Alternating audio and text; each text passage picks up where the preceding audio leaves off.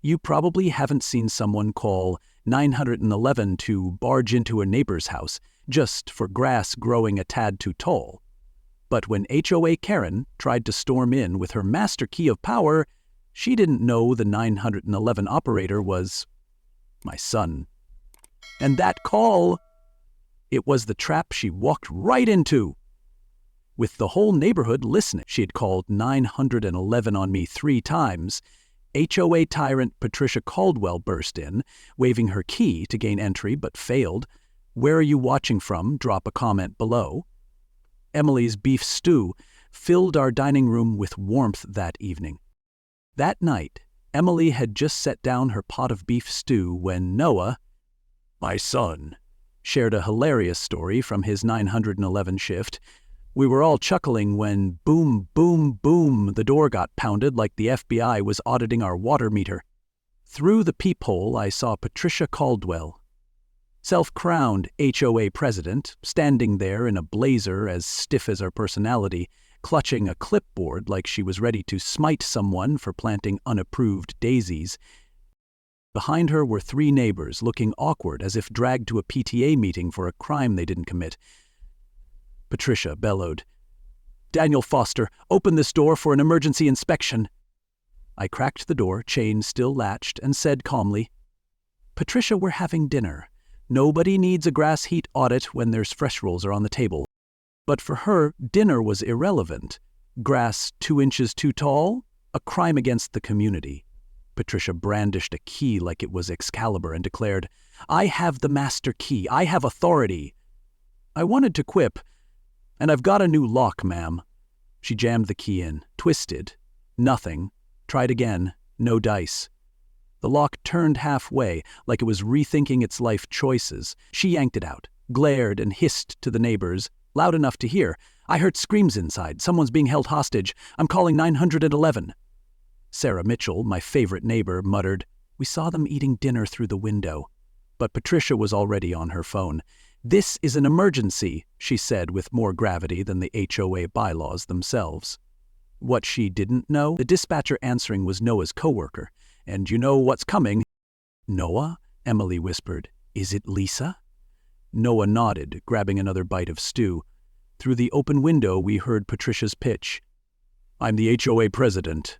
I'm at a suspect's house. They're holding people illegally. I heard cries, maybe a kidnapping." Lisa, keeping it pro but clearly stifling a laugh, asked, "Can you describe the cries?" Patricia fumbled. There were sounds of someone calling for help, I think." The 3 neighbors stared at their shoes, searching for an escape. Lisa pressed, "Are you sure you heard that? And you're standing outside a locked door, right?" Patricia snapped. "Yes." Lisa replied slowly, "Ma'am, possessing a master key to private homes without a warrant could violate the law. Are you sure someone needs help?" Patricia's face cycled through 4 shades of red in 3 seconds flat.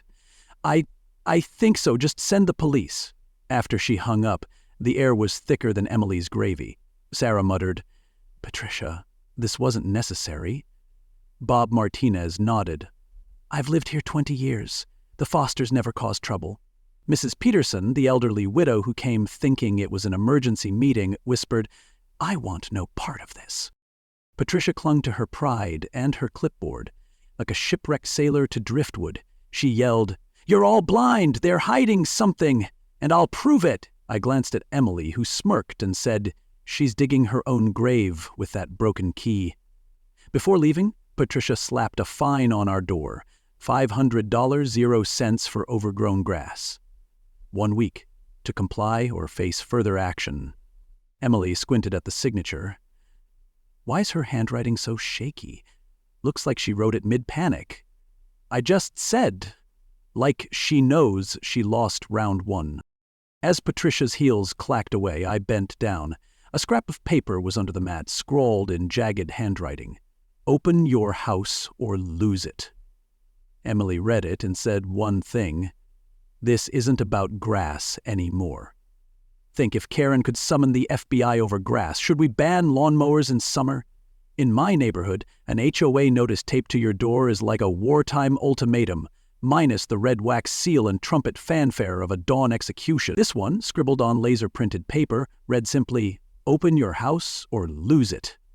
If that sounds like a line from an action flick, you're right. It's Taken, HOA edition, except Liam Neeson doesn't ride an e-bike or wear an HOA badge around his neck. I handed the note to Emily, who studied the signature like it was a love letter from a control freak. Noah, mid-cereal bite, choked, not on milk, but because he'd just checked the 911 call logs. "Dad, she's called 911 17 times in 2 years. Latest reason? Suspicious cloud over the Johnsons' backyard." I'm not kidding. Before that, it was illegal pigeon gatherings on a fence. To Karen, anything outside her rule book was a federal conspiracy. I decided to check the HOA toolshed behind the pool, the place she called the community logistics hub. Inside, among broken chairs, deflated yoga balls, and a "swimming isn't a game" sign, I found a rusty keyring tied with an old rubber band. A sticky note read, "Emergency use only, property of HOA president." Yep, Karen's mighty master key, forgotten like a treadmill after New Year's. But that wasn't the juicy part.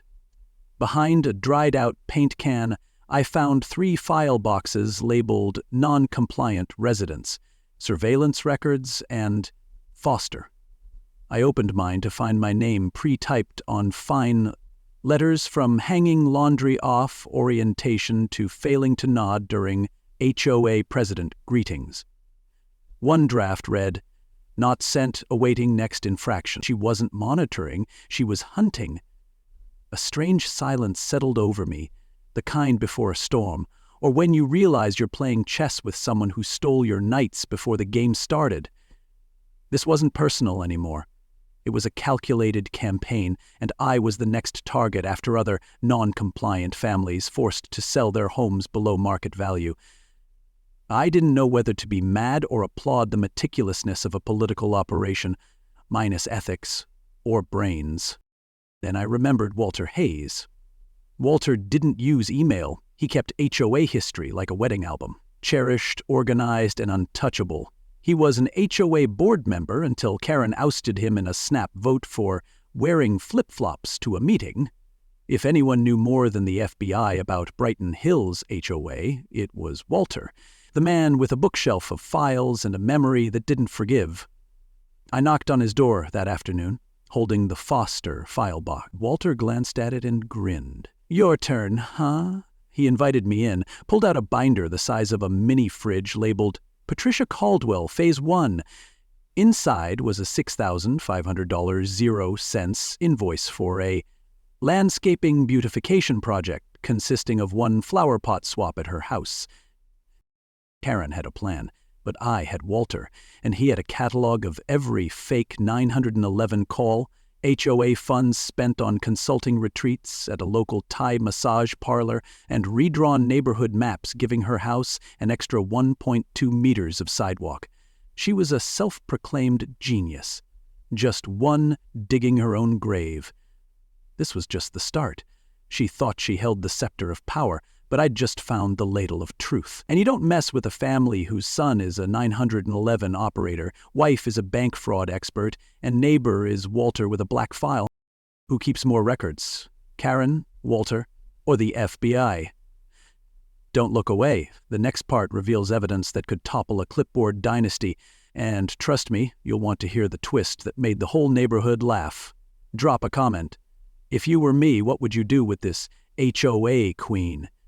An HOA emergency meeting usually has 3 ingredients: pecan cookies, bland lemonade, and a Karen thinking she's the monarch of the sidewalk. This time, no birthday balloons or cheerful tunes.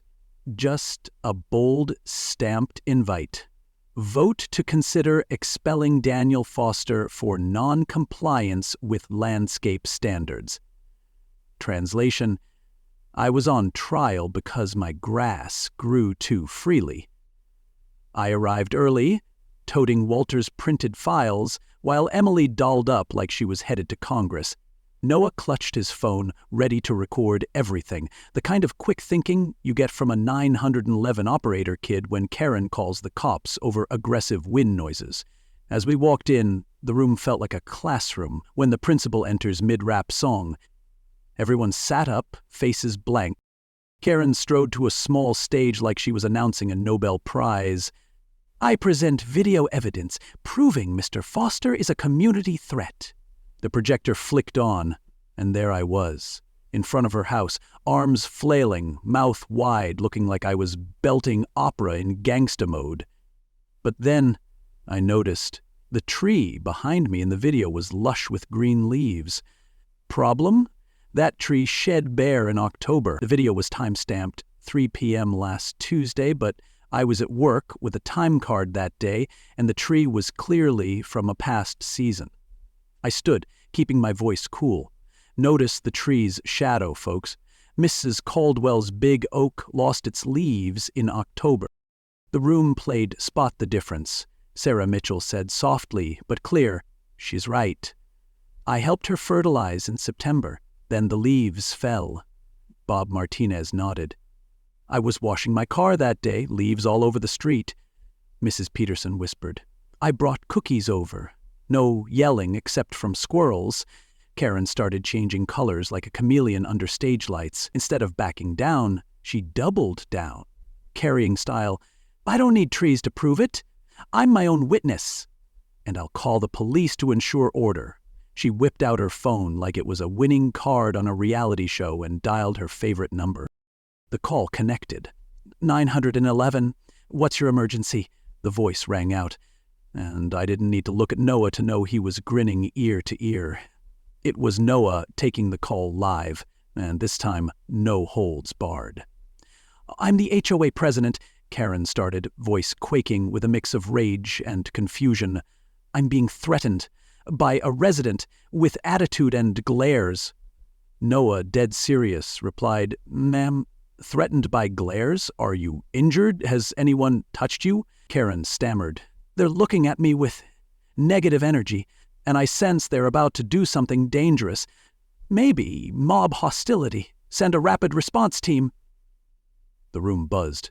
Walter muttered to Emily, "She's upgraded to telepathic threat level." When Karen hung up, scanning the room like she'd just declared a national emergency, she realized nobody looked scared anymore. They looked stunned and exhausted. Me. I stood, raised a hand, and said lightly, "Can I ask if I'm being accused of glaring or because my grass grows against the wind?" The room erupted in laughter. Karen gripped her clipboard like it was a paper throne, eyes blazing. It didn't stop there. Noah held up his phone, recording of the call live. "Just ensuring service quality," he said, "for training on 911 abuse." A neighbor whispered, "Wonder if the cops hand out sunglasses for glare tax." Think if Karen called 911 a third time for being stared at too long, should the cops bring sunglasses? Or a meditation guide? Don't walk away. The next part reveals a counterstrike that leaves Karen not just dethroned, but barefoot, literally. Comment below, if you got fined for glaring, how'd you handle it? Nothing screams neighborly love like a $2,000 0-cents HOA fine for disrupting visual harmony at a meeting. If my glare can shatter community order, I should patent it as a weapon. Emily held the fine, twirling it like the worst tarot card ever, then laughed. "Honey, HOA is misspelled, the date's wrong, and the rule doesn't exist." Before I could react, Walter barged in like a sitcom detective. "Time to go big!" He dropped a thick file labeled Patricia Caldwell Suspicious HOA Spending. Each invoice was a slap to justice. $5,400, 0 cents, paid to a company with no website. $3,200, 0 cents, for an HOA leadership course at a Florida wellness spa. Walter said, soft as a breeze, over $75,000, 0 cents total. This is just the public stuff. The room went quiet like a classroom after a phone rings during a test. Karen kept her poker face, but sweat glistened like uninvited guests. I nodded to Noah, who hooked his laptop to a speaker and hit play. A voice filled the room. Patricia's, unmistakable from a 911 call 3 years ago. I don't care if it's true.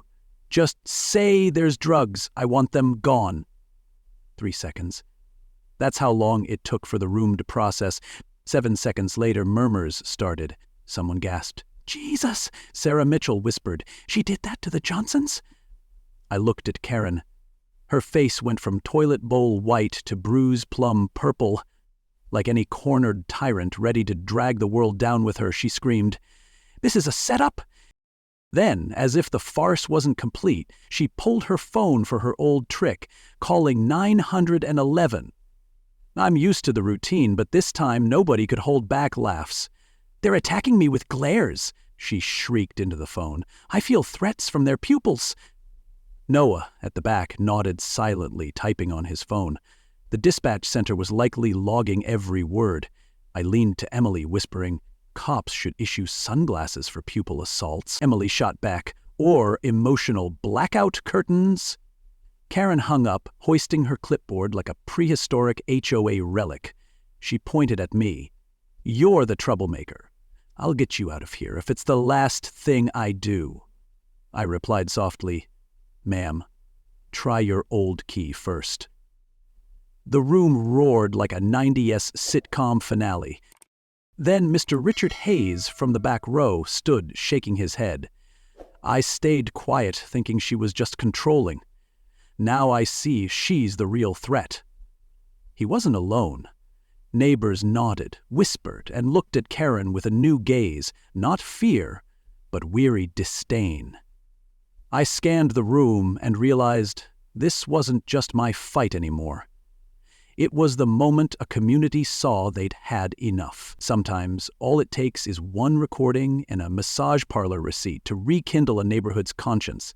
If you're attacked by glares, do you grab sunglasses or hide behind a printer? Don't leave. The next part unveils a blow that costs Karen not just her HOA throne, but her dignity. Comment: how would you tackle a power-mad clipboard? Karen couldn't unlock my house with her key of power, so per HOA logic, the next step was torching my career. Yep, per the mantra, if I can't kick you out of your home, I'll kick you out of your paycheck. Monday morning, I was pouring coffee, not even stirred, when a letter arrived from the golf course where I'd worked 20 years. No sick days, no tardies. Content? Suspended, pending investigation for theft of lawn mowing equipment. I froze in the kitchen. Emily read it and said the only thing that fit. She's officially lost it, but no, Karen hadn't lost it. She was plotting like a cat playing dumb while raiding the fish tank. That noon, a man appeared at my door, wearing a foggy plastic name tag and clutching a clipboard like it was borrowed from a kid's art class. "I'm Jim Henderson, Building Compliance Officer from some department." He waved his clipboard, trying to ooze authority. Karen stood behind him, grinning like she'd just won the HOA presidency of the state. I asked, "Can you show official credentials?" Jim fumbled his pockets, pulling out a card, printed on an inkjet, seal misaligned, department name misspelled. I glanced at Noah, who was already on his phone, typing like a hacker in an action flick. A minute later, Noah said, calm as morning news, "No, Jim Henderson in the building department's roster, but there's a Jim Henderson on Karen's Facebook friends list. Profile pics them at last year's HOA." I turned to Inspector Jim and asked, "What are you checking at my house?" He mumbled, Your foundation might be sinking due to soil gravity." Walter, nearby, whispered to Emily, "That's the worst excuse I've heard for a break-in." Emily grinned. "At least it's not misaligned porch light vibes." I snapped pics of the clipboard, inspector card, and Karen, fuming by her car, then politely asked Jim to leave. "Sir, please exit my property before I call the actual building department." Jim vanished faster than summer breeze at the word credentials. That night, Noah pulled me to the garage where he'd set up a mini command center with a laptop, HOA map, Johnson case notes, and a recording file. "I found an old call," he said, voice low. "Karen called 911, claiming the Johnsons were dealing drugs. She said verbatim, 'I don't care if it's true, just say there's drugs. I want them gone.'" I choked. Noah added, A week later, they sold their house below market. 6 months after, a random LLC bought it, owned by Karen's cousin. I sat, feeling like I'd swallowed a vat of vinegar. This wasn't about HOA power grabs or grass gripes. It was a real scheme, hunting, pressuring, forcing sales at rock-bottom prices, then scooping up properties like an amateur real estate shark in a neighborhood watch vest. I looked at Noah, pride mixed with fury. "Do we have enough?" He nodded. "Just need one final blow to finish her." I stood, eyes like a chess player setting up checkmate. She didn't know we were prepping a move she couldn't counter. This time, her clipboard wouldn't save her. Ever seen someone use Hale rules to flip houses? Now you have. Don't miss the next part, where we drop evidence that stripped the HOA queen of her crown and her excuses. First, what do you think? If your house was flagged for sinking due to soil gravity, would you call an inspector or a psychic? Comment below. If you thought a clipboard was just a plastic board for paper, you haven't seen Karen wield it like a psychological bazooka. No knives, no guns, just a pen, misspelled forms, and a voice that'd give judges migraines. Every time she knocked, clipboard raised like an imperial edict. I felt like I was in a horror musical where the HOA was a cult and Karen was the High Witch. That morning, Walter rolled in like a noir Santa, toting a box stuffed with documents, receipts, and a glint of triumph laced with caffeine. "This is the kill shot," he said, slapping down invoices for a consulting firm with no address, wire transfers to unnamed accounts, and $7,800.00 for emotional transport services. I swear, it sounded like therapy for an HOA, starved of humanity. Emily flipped through, pausing at an invoice. Emergency gas inspection, $2,000.00. Signed, P. Caldwell. The kicker? It was for Karen's own house. Dated last week. Emily smirked. She wrote the bill, paid herself with HOA funds. Screenwriter, actress, and director in one. The room felt like a class when the teacher announces a pop quiz and the kids brought only crayons. When Karen stormed in, her face stiff as wet concrete, clipboard in hand like a cosmic warrant, she bellowed, "I'm here to restore order to this meeting." But this time, the crowd didn't cower. They stared like they'd just seen their electric bill doubled. Noah stood holding a spreadsheet. In 2 years, Mrs. Caldwell called 911 137 times. The room gasped like they'd won the lottery. Karen shrieked, "I have the key! I have the right!" Walter cut in, "You've got the key, but it's time to change the lock." One by one, neighbors shared their stories, like group therapy. Janet was 911'd for loud card games. Richard was accused of bomb-making for hanging a picture frame. The Patels were flagged for occult rituals because they lit incense for Diwali. Each tale was a brick paving Karen's road to a place no clipboard could escape.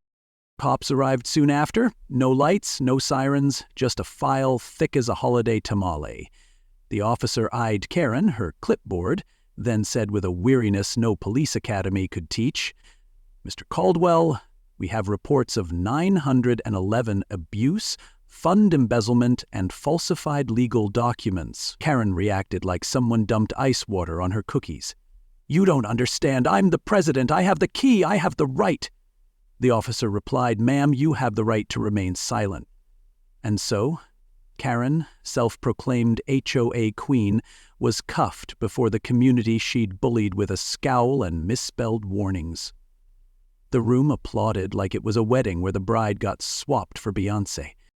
I looked at Noah, Emily, Walter. A clipboard can wreak havoc, but a united community can shatter a paper empire. As Karen was led away, I whispered, "We didn't need a key. We had copies of the truth." How many Karens need their keys confiscated before the world's at peace? Keep watching. The next part unveils Karen's final scheme and a successor with a familiar smile. Comment, if you got an anti-Karen clipboard, what would you write on it? Not celebrate freedom with fireworks, others with flash mobs. Our neighborhood? We celebrated by busting open the HOA shed where Karen stashed baseless fines and her special key, now in a recycling bin next to a guidebook on how to be president with emotional blackmail. That afternoon, the block threw a bash like never before. Not because the HOA called it, but because Walter grilled ribs and Sarah brought her sticky toffee pudding, once fined for carpet endangerment. Those kids ran free, no threats for drawing chalk art outside HOA color codes. Folks clustered, sharing stories like survivors of a 5-year storm, one in a blazer and clipboard. Janet recalled Karen's 911 call over her orange cat. Clashed with fall aesthetics, Karen claimed. Bob got fined for leaving his garage door open 12 seconds too long. Richard was photographed for laughing loudly while mowing. Everyone laughed, but there were quiet moments too, because we'd all stayed silent, and silence fed Karen longer than the HOA budget. So one fired up a projector. On a white sheet strung between oaks, Karen appeared, waving her key, yelling like she was auditioning for a K-drama villain. "I have the key! I have the right!" Netflix subtitles flashed below like she was addressing the UN's HOA branch. The yard howled, laughter echoing louder than any HOA meeting. Noah stood, sharing for the first time. "I handled 48 of Caldwell's 911 calls. 8 were about disturbing birdsong. 1 was for hostile gnome statue glares." The crowd hushed. Not at the number, but the gnome. Then a cop stepped up, holding a printout. "We confirm Caldwell's 911 calls are now national training material for emergency abuse." Walter quipped, "At least she left a legacy. Not the one she wanted, but more memorable than an HOA statue." The yard erupted again. Emily waved me over to a group of women recounting Karen's fines for wearing shirts clashing with house siding. I joined, passed a plate of cookies, and nodded like I'd attended a collective healing session. Dusk fell. The party wound down. But the drama didn't. Back home, a crisp typed letter sat in our mailbox. I read aloud, "Greetings. I'm Diane Fitzgerald, new resident with years of HOA experience. I look forward to upholding community standards and have prepared a new common area key." I didn't know whether to laugh or call a lawyer first. Emily eyed me, brows tight. "Another key?" Noah tapped his tablet, searching Diane's name, and asked, "Dad, think she's related to Karen?" Walter, from over the fence, tossed a soda can and a line, "Here we go again." Is Diane Karen's secret kin or just a Times New Tyrant font clone? Next part, we vet Diane's past, test her key, and see if the HOA can rise from its ashes, or just flop like a bad season 2. Watch to the end. Sometimes the scariest thing isn't Karen, but her replacement, who knows Google Forms. Comment: if you got a Diane HOA letter, would you reply with a letter or a fire extinguisher? Patricia wielded her key like a crown, thinking the right lock made her queen of the block. Me? I used a smile, files, and an Excel sheet that, if you squinted, could make an IRS auditor sit down and rethink life. She believed power was in the key. I believed it was in staying calm while your opponent screams that a garden gnome is glaring with hostility. Right after Diane's "I've got HOA experience and a new key" letter, Brighton Hills didn't protest. They sent her a cookie basket with a note, "We're full, thanks." Diane called her first HOA meeting for Tuesday night. 45 residents showed, not to listen, but to block any new powers. Sarah Mitchell stood first, wearing a shirt printed with "New bylaws, no rules that make the HOA feel like the FBI." Noah got a workplace award, "Extinguisher of Fake Emergencies." He was promoted to shift supervisor and tasked with writing a statewide training module. Emily got a raise, not for HOA battles, but for spotting forged signatures in HOA paperwork at her bank. Me? I kept my house. More importantly, I kept the respect of the block and the lesson: never underestimate a neighbor with a garage full of cameras, a buddy named Walter, and a 911 operator's son. Post-HOA Liberation Day, the neighborhood played break old rules like an art form. Bob Martinez painted his door neon green, a shade Karen called visual nerve damage. Janet planted a 1.4-meter cactus mid-yard, once listed as a potentially hazardous plant. Walter slapped memes on his mailbox. One read, "Key, I use fingerprints." Nobody objected. They gave Walter 3 more memes to post weekly. I recall the day Karen was cuffed, not for her yelling, but for the first time neighbors locked eyes, not in fear but recognition. Like, oh, we're not alone. And Diane, with her gold-plated key and 10 years of elite HOA management, resume on 300 GSM paper, still couldn't unlock the community hall. One afternoon, I watched Diane fumble her new key at the pool gate. It wouldn't budge.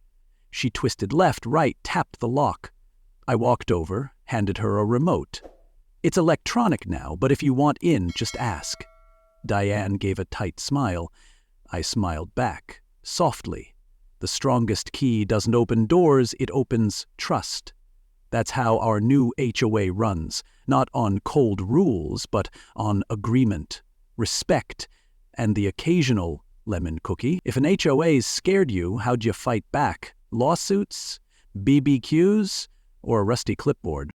Thanks for sticking through the Brighton Hills saga, where a woman with a clipboard accidentally taught a community to stand up. Share your story if you've faced a Karen, and comment if you could write one new neighborhood rule. What's it say? Mine's don't touch mailboxes unless it's to drop cookies. Heard it all? Then you know this story's not just funny, it's got heart, right? Comment below, how'd you handle your Karen? If this story's worth sharing, hit like and subscribe for more tales where clipboards lose their power and truth gets the mic drop. Got your own HOA horror story? Drop it in the comments. Let's laugh at the madness together. And don't forget to hit that subscribe button, because tomorrow we have another incredible story.